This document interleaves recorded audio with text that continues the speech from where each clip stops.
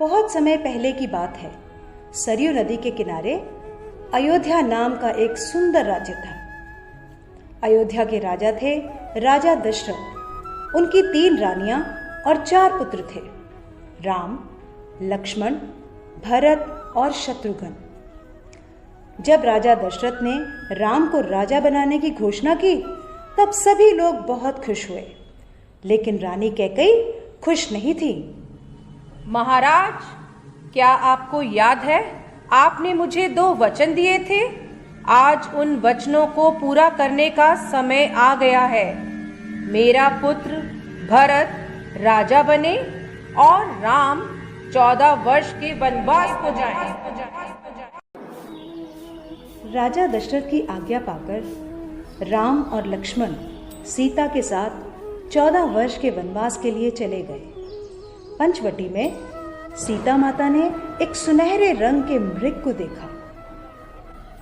रंग सुनहरा मृग अति सुंदर, सीता मन को भाए, कोई जाए इस मृग को अति शीघ्र ले आए।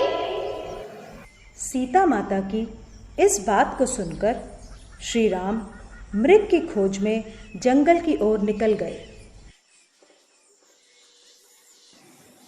बहुत देर हो गई, प्रभु राम अभी तक लौटे नहीं। लक्ष्मण, लक्ष्मण, हे सीते, हे सीते। लक्ष्मण, लक्ष्मण देखो, प्रभु तुम्हें अपनी सहायता के लिए पुकार रहे हैं। हे माते, ये मुझे किसी मायावी शक्ति का कार्य लग रहा है।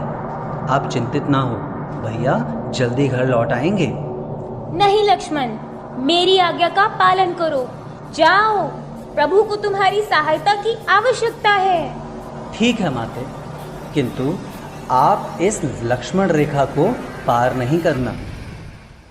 रावण को ज्ञान था कि वो लक्ष्मण रेखा को पार नहीं कर पाएगा, इसलिए उसने साधु बनने का ढोंग रचा और सीता माता को उठाकर ले गया। भिक्षाम देहि, भिक्षाम देहि।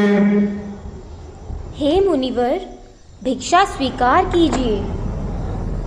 हे देवी, एक साधु का इतना अनादर, घर के द्वार से ही भिक्षा देकर भेजना चाहती हो। जाओ, नहीं चाहिए तुम्हारी भिक्षा।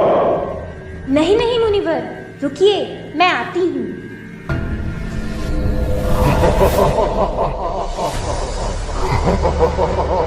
बचाओ, बचाओ, बचाओ, भैया लक्ष्मण, प्रभु राम, बचाओ, बचाओ, हे नाथ, मुझे बचाओ। यह धर्मी पापी रावण मुझे उठाकर ले जा रहा है, बचाओ। राम और लक्ष्मण सीता माता को कुटिया में ना पाकर बहुत चिंतित हुए और उनकी खोज में निकल गए। श्री राम, लक्ष्मण और हनुमान ने लंका पर चढ़ाई कर दी और राम और रावण का युद्ध हुआ, जिसमें श्री राम विजयी हुए।